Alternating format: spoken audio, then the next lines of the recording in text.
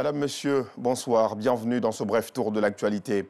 Alassane Ouattara a ouvert aujourd'hui la COP15 sur la désertification devant une douzaine de chefs d'État, dont 9 Africains. Le chef de l'État, le président de la République, a présenté le triste bilan des lourdes conséquences du réchauffement climatique et de la sécheresse.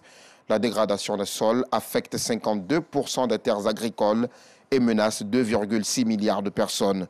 12 millions d'hectares de terres arables sont perdus, a-t-il dit. L'ouverture de la COP15 s'est tenue en présence de notre reporter Bintou Pekele, dont le reportage vous sera présenté dans nos prochaines éditions.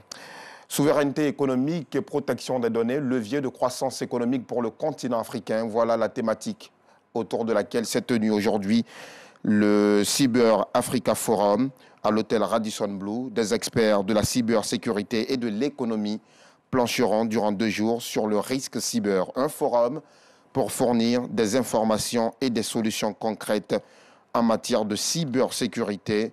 Le compte rendu complet de nos reporters dans nos prochaines éditions. L'Assemblée nationale de Côte d'Ivoire connaîtra un nouveau président à la suite d'une élection le 6 juin 2022. Le décès du président Amadou Soumaoro met un terme à l'intérim d'Adama Bictogo. L'information a été donnée par l'actuelle présidente par intérim, Aminata Toungara. Également, le premier nonce apostolique ivoirien s'appelle Monseigneur Jean-Sylvain Mambé Émian.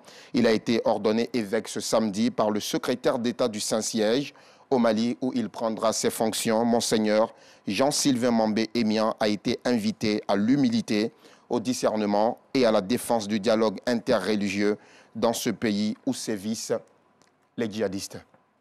En France, la Cour d'appel a condamné ce lundi François Fillon à 4 ans de prison, dont 1 an ferme.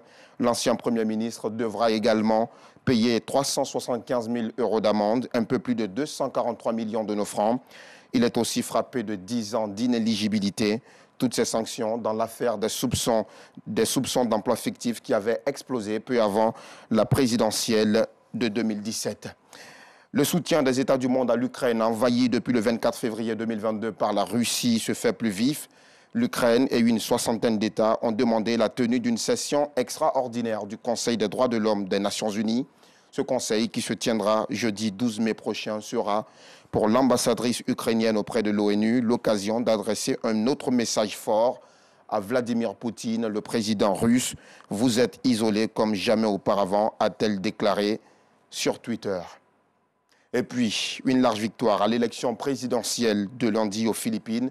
Voilà ce vers quoi Ferdinand Bongbong Marcos Jr., fils de l'ancien dictateur du même nom, semble se diriger. Âgé de 64 ans, Marcos Jr. a obtenu 2 fois plus de voix que sa principale adversaire, l'actuelle vice-présidente Leni Robredo. Environ 67 millions de Philippins étaient appelés ce lundi à voter pour élire leur nouveau président.